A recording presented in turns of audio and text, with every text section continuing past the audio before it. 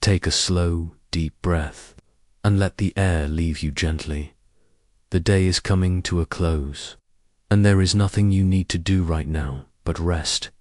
As you settle into a comfortable position, I invite you to join me on a quiet journey through time. Far away, in the soft earth of ancient China, there stands a silent army. Thousands of soldiers, patient, still, waiting in the dark for over 2,000 years. These are the soldiers of the Terracotta Army, and their story is one of patience, care, and the slow work of many hands. There is no rush tonight. We will walk gently through their history, step by step, letting each detail settle like quiet dust in the air. Allow yourself to listen, without needing to hold on to every word. The story can drift as you drift, carrying you softly toward rest. Chapter 1. The quiet land before the Emperate is the 3rd century BCE. The land we now call China is divided into many kingdoms. Each kingdom has its own ruler, its own warriors, its own dreams of power. Among these is the state of Qin. Its lands are wide, stretching from river valleys to distant mountains. The air is filled with the smell of tilled soil. Farmers work in their fields, tending rows of millet and wheat. Oxen move slowly, pulling wooden plows. Villages are simple.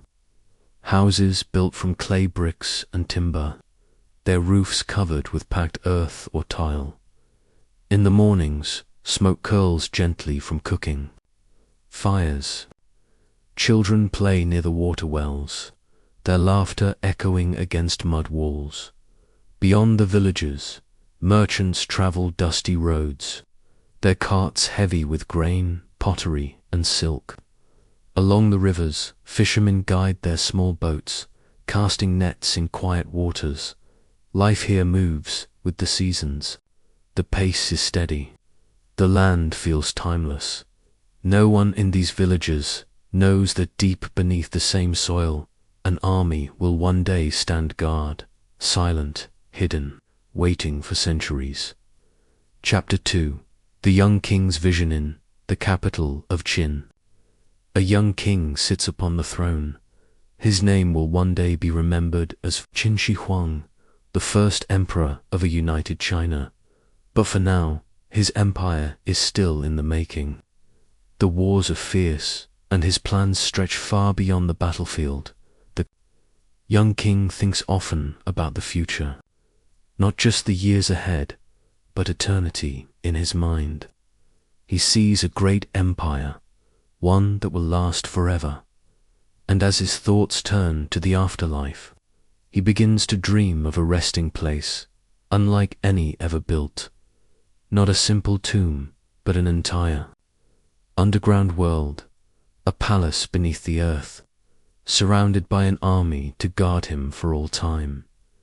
The vision takes shape slowly, halls and chambers, roads and gates, treasures of gold and jade, and most of all, thousands of soldiers, each the size of a living man, each ready to defend him in the world beyond.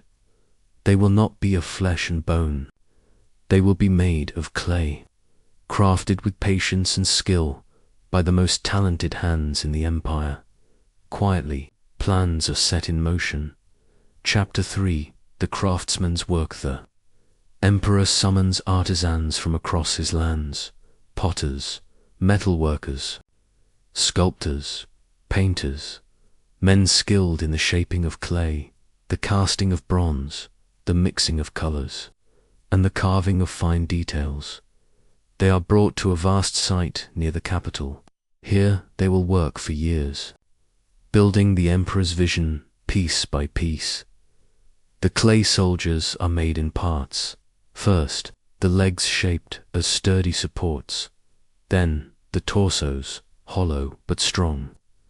Joined carefully to the lower half, arms are shaped separately, designed to hold spears, bows, or reins, and finally the heads. Each one is unique. Some have stern expressions. Others look calm. A few seem almost to smile. Hair is tied in knots or braids. Armor is detailed with small plates. Belts and straps are pressed into the clay. When each figure is complete, it is fired in large kilns, the heat hardening it for the ages. The soldiers are then painted deep reds, bright blues, warm yellows. Though the colors will fade over centuries, in their time they are vivid, almost lifelike. The workshops are filled with quiet industry. The air smells faintly of earth and smoke. Tools scrape softly against clay. Day after day, year after year, the Emperor's army grows. Chapter 4. The life above the tomb, while the craftsmen work below the surface. Life above ground continues. The construction site of the Emperor's resting place is far from the everyday. Lives of common people. In the villages nearby, farmers rise at dawn, just as they have for generations. The smell of steaming millet porridge drifts from kitchens. Children carry buckets to fetch water. Merchants arrange bundles of cloth, jars of oil, and baskets of dried herbs for sale. From the road, caravans pass slowly, their carts creaking under loads of grain, salt, and pottery. Farther away, in the fields, farmers guide oxen and wooden plows across long rows of soil. Birds sweep low, searching for seeds. The seasons mark the rhythm of life. Spring brings blossoms and new plantings. Summer hums with the sound of insects. Autumn is golden with ripe grain. Winter is quiet, the land sleeping under frost. No one suspects that just beneath this calm land, an army of clay is slowly taking shape. The soldiers stand in dark chambers, their painted armor drying in the still air, waiting for a moment that will not come for centuries. Chapter 5. Quiet strength, in formation deep below. The soldiers are placed in formation. The work is careful, deliberate. Every figure has a place. In the front ranks stand the infantry, each one life-sized, each holding an invisible weapon, once made of bronze or wood, now long gone to time. Behind them are the archers, some standing, some kneeling, their faces calm and focused. Farther back are the officers, distinguished by their armor and headdresses. Chariots are positioned among them, each drawn by 4 terracotta horses, their ears alert, their harnesses finely detailed. The arrangement is not random. It is a reflection of the Emperor's military power, a perfect, still echo of his armies in life. The chamber is vast, lit only by the faint glow of oil lamps during construction. Once the work is complete, darkness will fall again. The soldiers will stand as if waiting for a command, but the command will never come. Chapter 6. The Emperor's rest in time. The Emperor's life draws to a close. The news spreads quietly. Preparations are made. The grand underground palace is ready. Its halls are filled with treasures, jade ornaments, bronze vessels, and rare stones. The soldiers are in place, lined up in silent readiness. The tomb is sealed above ground. Life goes on. The seasons turn. Years pass into decades. Decades pass into centuries. The location of the tomb fades from memory. It becomes just another part of the earth, a place with no sign of what lies below. The Emperor's army remains in perfect stillness, keeping their endless watch. Chapter 7.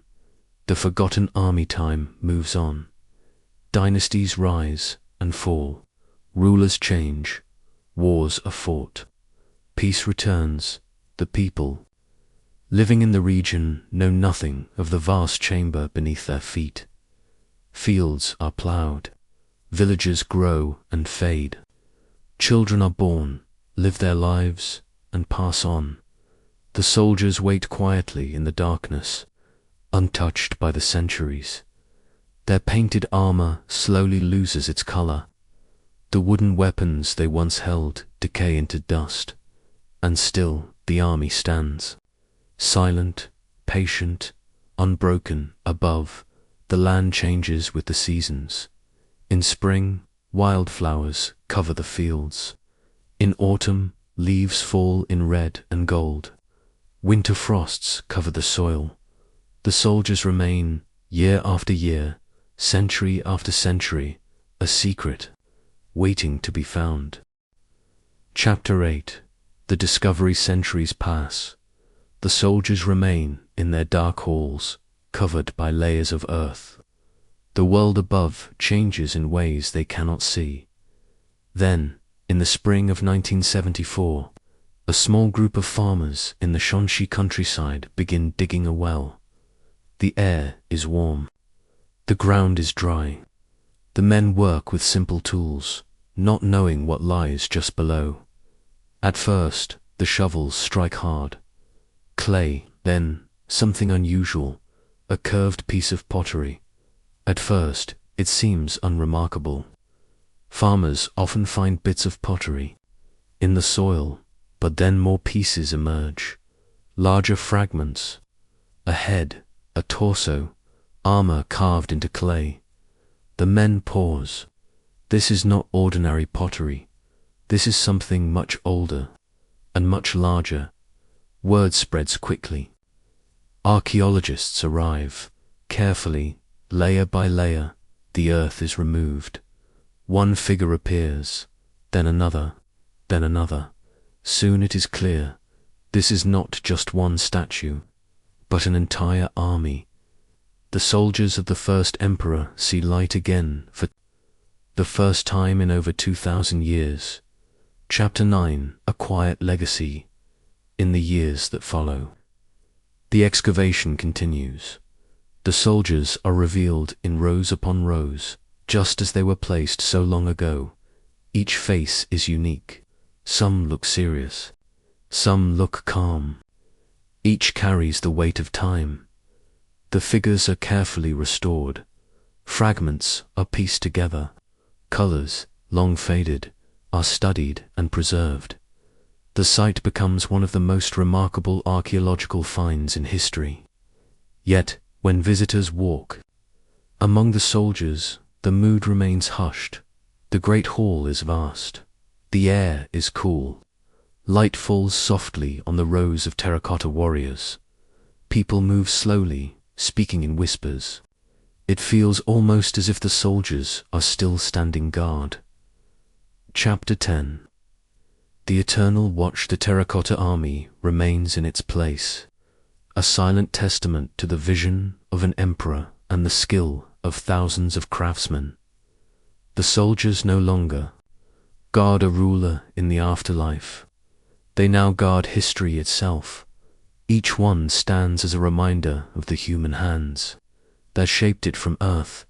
Their stillness is timeless. Their watch is endless. And as we leave their hall in our thoughts, we carry with us the calm patience of their presence. Gentle outro, drifting into rest now. As we come to the end of our quiet journey, let the image of the Terracotta Army fade. Gently in your mind, they remain where they have always been, silent, steady, untouched by the rush of time. You can rest now, knowing that they will continue their watch. Take a slow breath in and let it go. The story is complete. The soldiers stand in stillness, and you can drift into the same stillness, letting your thoughts soften, your breathing slow, and your body relax into peaceful sleep. The army will remain. The watch will go on, and you can rest. Chapter 11. The gentle work of restoration after the discovery. The soldiers of the first emperor begin a new chapter in their long watch. They are no longer hidden in the dark earth, but they are still treated with the same patience, the same care, as when they were first created. Archaeologists work slowly. There is no rush here. With soft brushes, they clear the soil from each figure. Dust rises gently, catching the light before it falls again. The soldiers emerge one by one, as if waking from a long, quiet sleep. Some are complete, still standing as they have for centuries. Others are in fragments, arms, heads, pieces of armor scattered, waiting to be joined together again. The restoration is careful work. Each piece is studied, matched to its place, and set gently back in position. The sound of the work is soft, the scrape of a tool, the brush of dust from a surface. The quiet voices of the team, speaking in low tones. The soldiers, still and calm, accept this care without movement, their watch unchanged. Chapter 12. Faces of the silent army. As the rows of soldiers grow visible, a remarkable detail becomes clear. No two faces are the same. Each figure has its own expression. One has the firm, focused look of a seasoned warrior. Another has the calm patience of a guard who knows his post will last forever. Some faces are young, their features smooth. Others are older, their cheeks lined, their expressions steady. The sculptors of the Qin dynasty did not create a single repeated form. They gave each figure individuality, as if each soldier carried his own quiet story into the afterlife in the long rows. The faces seem to look in many directions, but all are united in stillness. Visitors who walk among them today often feel this presence, as if the soldiers are aware, yet at peace. Chapter 13. The horses and the chariots. Soldiers are not alone. Among them stand the terracotta horses, life-sized and carefully shaped. Their ears are pricked forward, as if listening for a command that will never come. Their harnesses are carved with fine detail, each strap and buckle formed in clay. The chariots they pull are small in number now, but in the time of the emperor there would have been many. The wheels, the axles, the curved wooden sides, all have been carefully recreated. Though centuries have passed, the scene remains complete. Officers, soldiers, horses, chariots, all ready, all waiting. Chapter 14. The eternal watch continues. The soldiers no longer guard the emperor's tomb as they once did. Now they stand in great halls, beneath high roofs, lit by the gentle glow of museum lights. But their watch has not ended. They watch over history itself now. They stand for the memory of an empire, for the hands of craftsmen long gone, for the vision of a ruler who dreamed of eternity. Visitors walk slowly along the platforms. Their footsteps are soft, their voices are hushed. The soldiers remain still. They will always remain still. The watch will continue.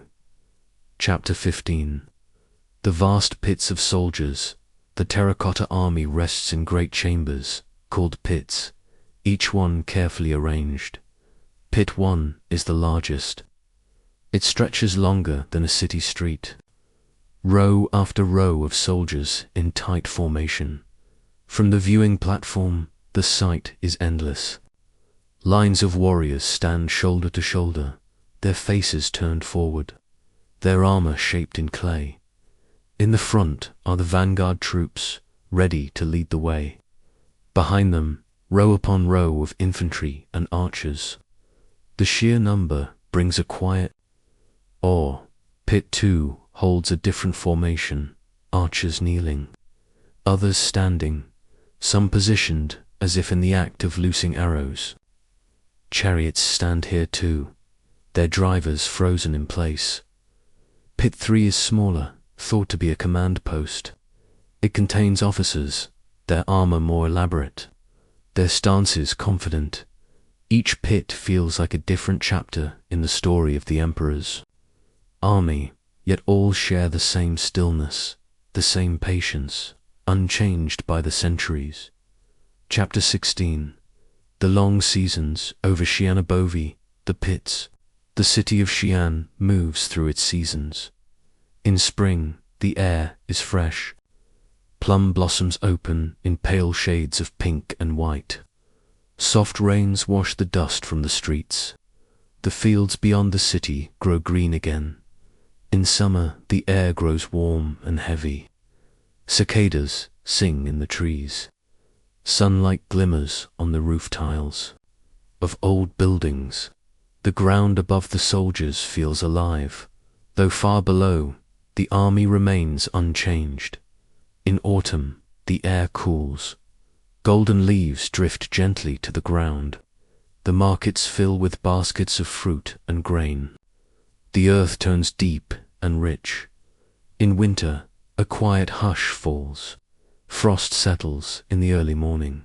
Snow covers the fields. The soldiers below do not feel the cold, but the stillness of the season matches their eternal calm. Year after year, season after season, life continues above them. Chapter 17. The quiet presence of the army. There is a quiet presence here that is hard to describe. Visitors who come to see the soldiers often feel it as soon as they step into the hall. The space is large, yet there is a sense of closeness, as if the soldiers are aware of every person who walks among them. The sound inside is soft. Footsteps echo faintly on the floors. Whispers carry only a short distance. The soldiers stand as they always have, patient, still, their watch unchanged. Each figure holds the same quiet dignity that it has for over 2,000 years.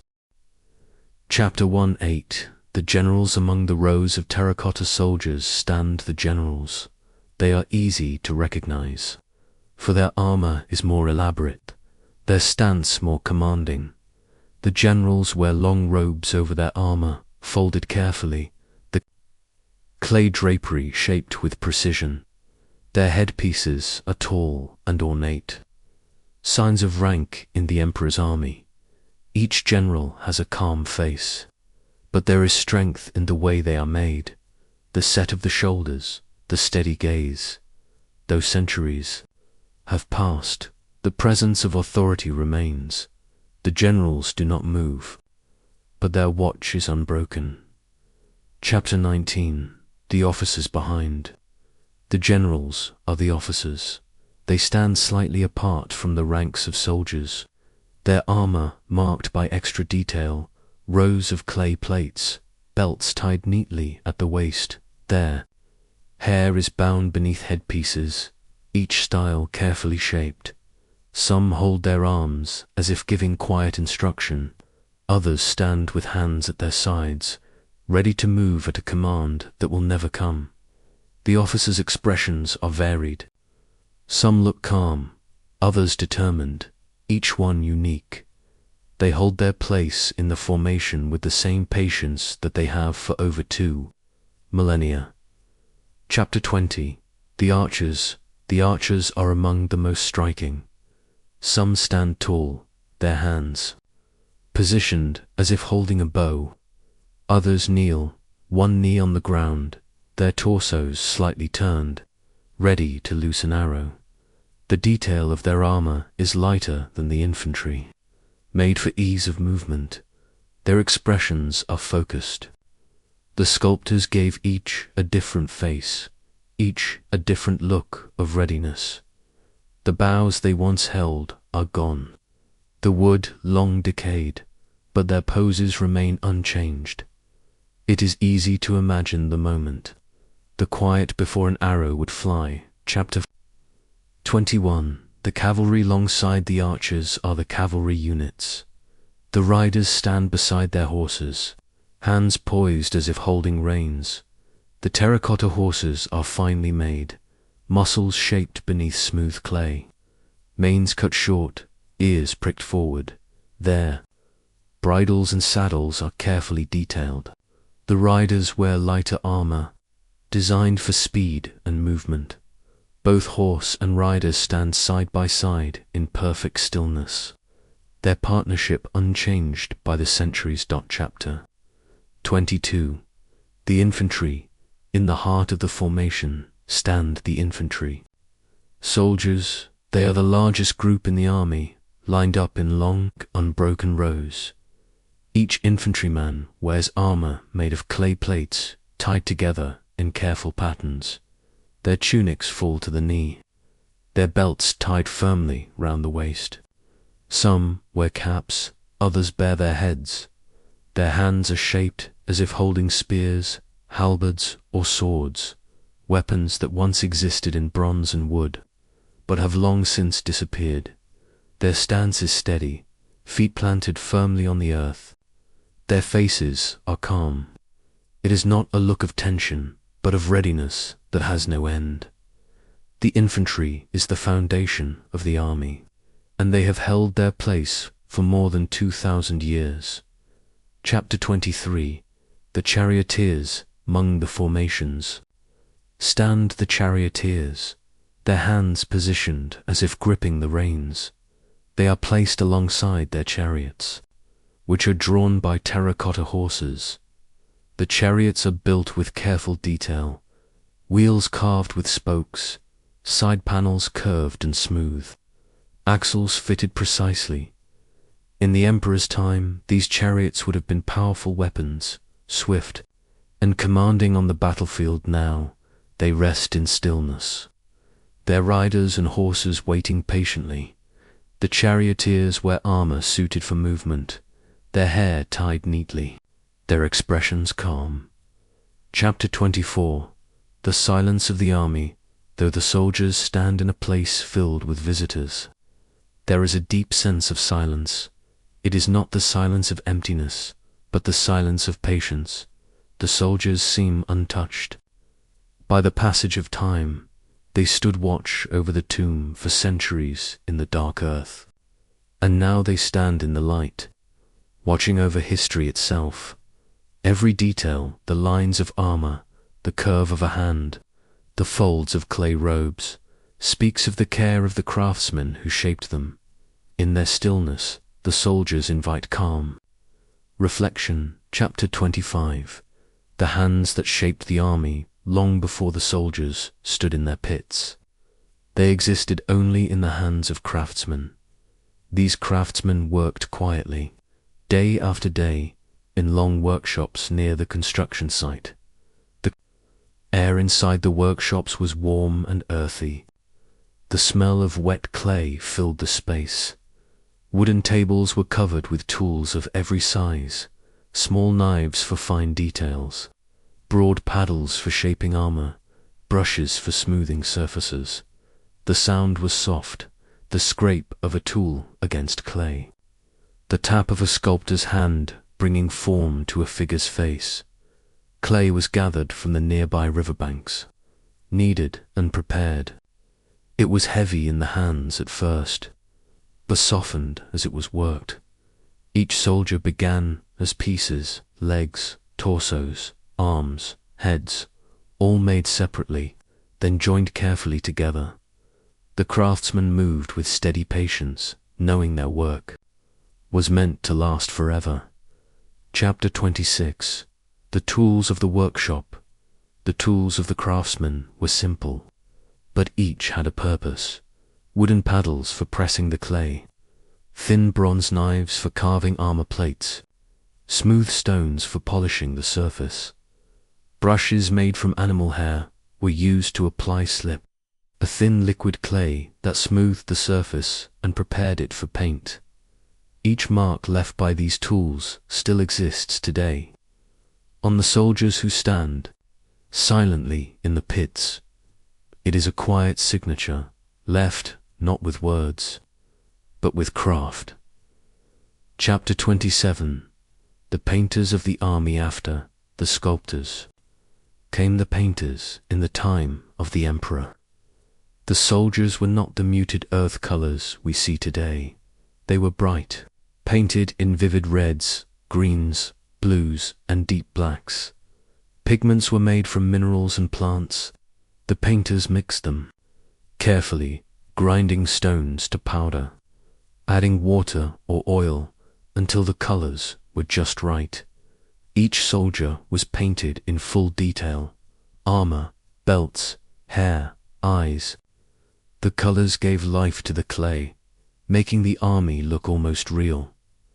Over the centuries, the colors faded, but in their time, the soldiers would have been a striking sight. Rows of color beneath the earth. Chapter 28. The daily life of the craftsman. Workshops were alive each day, but never rushed. Morning began with soft light spilling across the packed earth floors. The air was cool, carrying the faint scent of damp clay.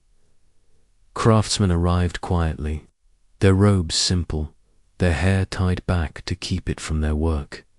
Some carried tools, others carried small bundles of food to last them through the long hours. The work began without hurry. Some shaped the broad forms of new soldiers, pressing clay into molds for legs or torsos. Others carved fine details, folds of fabric, lines of armor, straps and belts. There was no sound of hammering or shouting, only the steady rhythm of patient work. Chapter 29. Seasons around the workshop. The workshops did not stand still. They were part of the changing seasons. In spring, the air outside carried the scent of flowers. Breezes moved softly through the open doors, cooling the workers as they shaped the clay dot. In summer, the days grew warmer.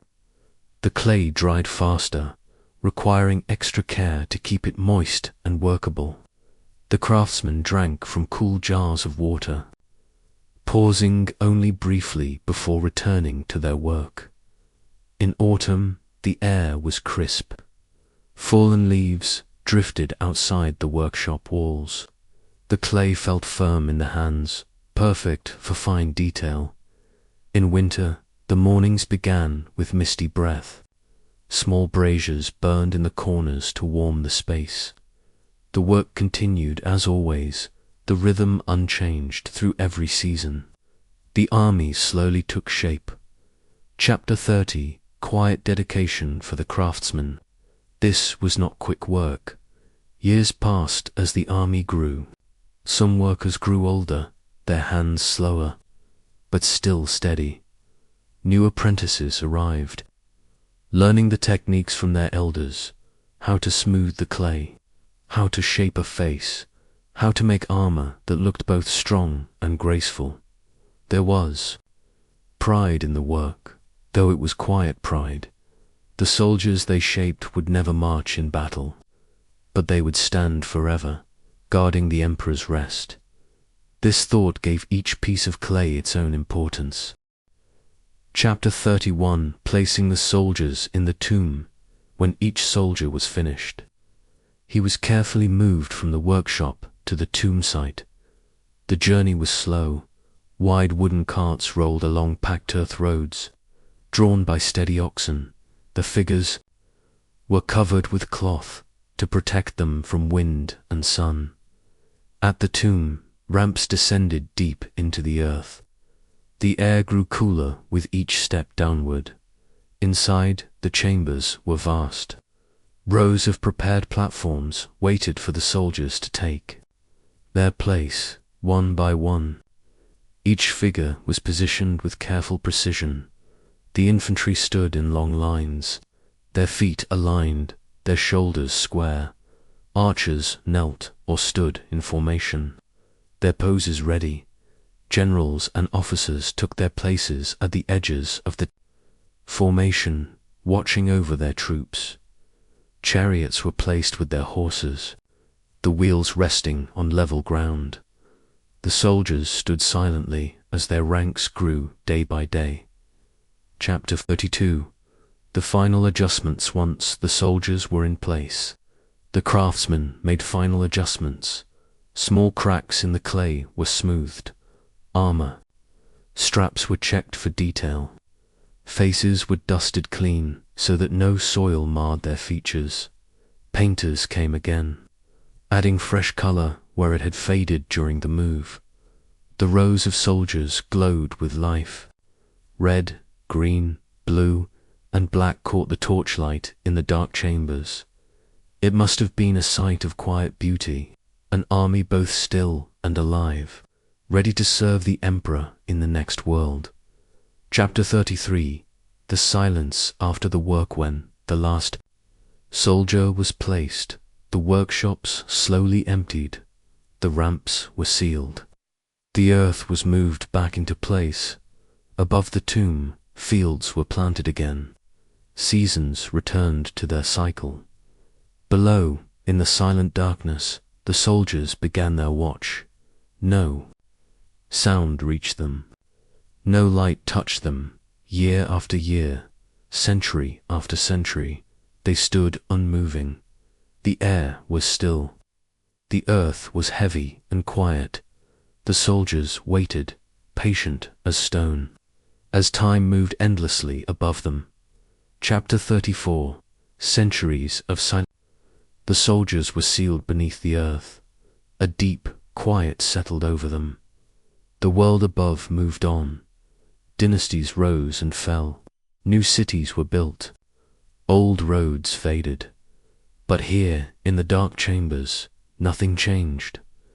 The soldiers stood in perfect stillness. Their clay armor did not shift. Their faces did not age. The silence was complete. No footstep echoed. No voice spoke. Only the weight of the earth and the endless passage of time. Chapter 35. The turning of the seasons above the soldiers. The seasons turned year after year. In spring, fields above their resting place were planted with new crops. Young shoots of green swayed in the wind. In summer, the air grew warm. Rain fell, soaking the soil, but far below, the soldiers remained untouched. In autumn, the fields turned gold. Leaves drifted gently to the ground. In winter, frost covered the earth. Snow lay still and white. The soldiers did not see the seasons, but they felt the weight of their passing, year after year, century after century. Chapter 36. The generations above many. Generations lived and worked above the buried army. Families farmed the land. Children played in the fields. Travelers passed along dusty roads. None of them knew that beneath their feet stood an entire army, silent and waiting. The soldiers listened in their stillness, not to words, but to the deep, distant hum of life. Above. Chapter 37. The quiet earth before discovery for more than 2,000 years. The soldiers waited beneath the soil. The land above changed slowly. Villages grew, then faded. Fields were planted, harvested, and planted again. Generations came and went, unaware of the army beneath their feet. The earth above was calm. There was no sign of the great chambers below, only the soft sound of wind through the grass and the quiet rhythm of the seasons. Chapter 38. A chance beginning in the year 1974. Farmers digging a well felt their tools strike something hard. At first, it was only small fragments of clay. A piece of a head, a curve of an ear. The pieces were unusual, but no one could have guessed the vast world hidden below. Slowly, carefully, work began to uncover what lay beneath. Chapter 39. Returning to the light. As the soil was cleared away, the soldiers began to appear. Heads first, then shoulders, then the full shape of their bodies. After centuries in darkness, they stood once more in open air. The light touched their faces for the first time in more than 2,000 years. They did not move, but there was a sense of quiet welcome, as if they had been expecting this moment. The soldiers took their place, again, no longer in the service of the emperor, but in the care of history. Chapter 40. The soldiers in the present day-to-day. The soldiers stand beneath tall, bright roofs. The museum halls are wide and quiet. Soft light fills the space, illuminating row after row of terracotta figures. Visitors move slowly along the platforms. Their footsteps are gentle. Their voices are hushed, as if they, too, feel the presence of something ancient. The soldiers stand as they always have. Their armor is still detailed, their faces still calm, their watch unchanged. Chapter 4:1. A quiet legacy. The soldiers now guard something different. Not the emperor's tomb, but the memory of a time long past. They stand for the skill of the craftsmen who shaped them. They stand for the vision of a ruler who dreamed of eternity. They stand for the patience of centuries, waiting in silence until the earth revealed them again. In their stillness, they speak of time itself, slow, steady, always moving forward. Chapter 42. The watch without endeavor. Now the soldier's watch continues. Days pass, visitors come and go. Seasons turn over Cheyenne. The soldiers remain in their places, calm and silent. They have stood for 2,000 years. They will stand for many more, and in their stillness they carry with them the quiet strength of history, unhurried, enduring. Eternal. Chapter 43.